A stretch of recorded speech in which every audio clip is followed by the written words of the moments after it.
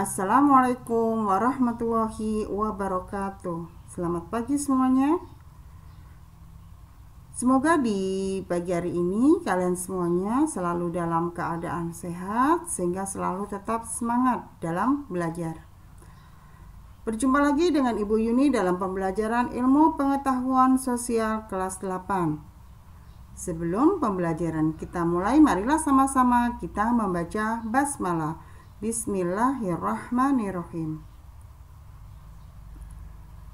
Di pagi ini Ibu akan menyampaikan materi bab 2, yaitu perubahan masyarakat Indonesia pada masa penjajahan dan tumbuhnya semangat kebangsaan. A. Kedatangan bangsa-bangsa barat di Indonesia. 1. Latar belakang bangsa-bangsa barat di Indonesia. 2. Kedatangan bangsa-bangsa barat ke Indonesia. Tujuan pembelajaran: peserta didik mampu mendeskripsikan proses kedatangan bangsa-bangsa barat ke Indonesia secara tepat. A. Kedatangan bangsa-bangsa barat di Indonesia. Kedatangan bangsa barat ke Indonesia disebabkan karena kekayaan sumber daya alam yang melimpah serta keindahan bangsa Indonesia, terutama di sini hasil rempah-rempahnya. Hal inilah yang menyebabkan timbulnya kolonialisme dan imperialisme. Datangnya bangsa-bangsa barat ke Indonesia. Datangnya bangsa-bangsa barat ke Indonesia di sini yang pertama yaitu latar belakang kedatangan bangsa-bangsa barat di Indonesia. Kemudian faktor yang melatar belakangi kedatangan bangsa barat ke Indonesia. Yang pertama yaitu kebutuhan akan rempah-rempah. Bangsa-bangsa barat atau Eropa mulai kesulitan memperoleh rempah-rempah saat Konstantinopel dikuasai bangsa Turki. Penyebabnya, jalur perdagangan antar Eropa dan Asia di Laut Tengah ditutup. Oleh karena itu, bangsa Eropa berupaya membangun jalur perdagangan baru untuk menemukan daerah penghasil rempah-rempah. Yang kedua, semboyan 3G. Semboyan 3G merupakan semboyan yang mendorong bangsa-bangsa barat melakukan penjelajah samudra. Semboyan 3G tersebut terdiri atas goal yaitu mencari kekayaan, glory mencari kejayaan, dan gospel yaitu ingin menyebarkan agama Nasrani, agama yang mereka bawa dari daerahnya atau negaranya. Yang ketiga, perkembangan iptek. Perkembangan iptek di Eropa juga menyebabkan bangsa-bangsa barat mampu membuat kapal-kapal besar untuk mengarungi samudra. Kapal-kapal yang dibuat dilengkapi dengan kompas sehingga dapat mengurangi resiko tersesat. Selain itu juga kapal dilengkapi layar besar untuk memanfaatkan sistem angin. Sistem angin di sini menggantikan tenaga manusia untuk menggerakkan kapal tanpa menggunakan dayung. Yang keempat, revolusi industri. Revolusi industri adalah perubahan secara menyeluruh dalam proses produksi yang ditandai dengan penggunaan mesin dalam kegiatan produksi. Proses produksi yang semula menggunakan tenaga manusia dan hewan di sini beralih menggunakan tenaga mesin. Revolusi industri juga mengubah proses produksi menjadi semakin cepat dan semakin efisien. Kondisi tersebut disebabkan penggunaan berbagai mesin yang menggantikan tenaga manusia. Nah, bangsa-bangsa barat mana saja yang pernah datang ke Indonesia?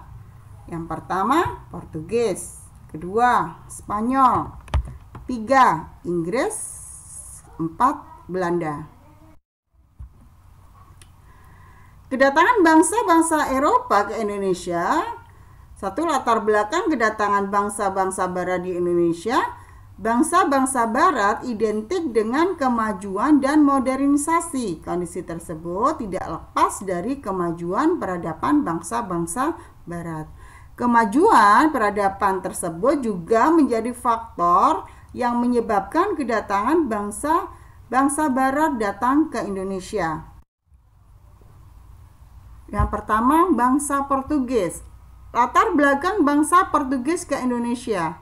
Portugis atau disebut Portugal merupakan negara yang terletak di Eropa Selatan. Keberanian para pelaut Portugis dalam penjelajah samudra membuka jalan bagi penjelajah bangsa-bangsa barat. Penjelajahan samudra bangsa Portugis diawali pada tahun 1487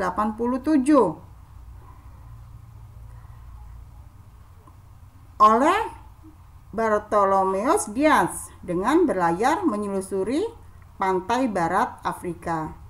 Pada tahun 1488, rombongan yang dipimpin berhasil mencapai Tanjung Harapan. Selanjutnya, muncul Vasco da Gama yang berhasil mencapai daratan Calicut, India pada tahun 1497. Kedatangan Vasco da Gama di Calicut menandai keberhasilan bangsa Portugis menemukan rute pelayaran menuju dunia timur. Kedatangan bangsa Portugis ke Indonesia. Mereka mempunyai 3 tujuan. Yang pertama, goal, yaitu mencari emas, mencari kekayaan. B, glory, yaitu mencari keharuman nama, kejayaan, dan kekuasaan. Kemudian yang ketiga, gospel, yaitu tugas suci untuk menyebarkan agama Kristen. 2. Kedatangan bangsa Spanyol di Indonesia. Tujuan kedatangan bangsa Spanyol ke Indonesia sama dengan tujuan bangsa Portugis, yaitu ingin mencari kekayaan, ingin menyebarkan agama Nasrani, dan ingin menjelajah daerah jajahan. Pada tanggal 8 November 1521, kapal dagang Spanyol berlabuh di Maluku setelah melalui Filipina Utara, kemudian langsung ke Tidore. Di sini bangsa Spanyol diterima baik oleh rakyat Tidore. 3. Kedatangan bangsa Inggris ke Indonesia.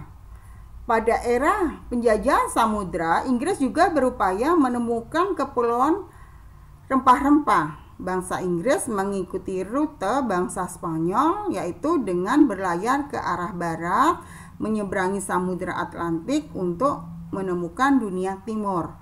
Rombongan penjelajah Inggris yang pertama dipimpin oleh Francis Drake pada tahun 1557. Nah, di sini Francis dan rekannya Thomas beserta rombongan penjelajah samudra. Rombongan ini berhasil tiba di Ternate, yaitu pada tahun 1579. Penjelajahan samudra mendatangkan keuntungan melimpah bagi kerajaan Inggris ketika mencapai Ternate. Dalam perkembangannya, Inggris berhasil menanamkan pengaruhnya di beberapa wilayah di Asia seperti India dan Tiongkok. Inggris juga berhasil membentuk kongsi dagang bernama AIC. Latar belakang kedatangan Belanda ke Indonesia. Kota Konstantinopel jatuh ke tangan bangsa Turki pada tahun 1453 Masehi. Kemudian faktor politik, yaitu ingin mengalahkan Turki dari belakang serta ingin meneruskan perang salib di dunia timur. Kemudian faktor ekonomi, yaitu ingin mendapatkan rempah-rempah dengan harga yang sangat murah. Kemudian juga menyebarkan pengaruh agama Nasrani. Kemudian juga Dikuasainya Portugis oleh Spanyol pada tahun 1580 sehingga Belanda mengalami kesulitan untuk mencari rempah-rempah di pelabuhan Portugis. Bahkan Belanda mempunyai organisasi perdagangan sendiri, yaitu VOC.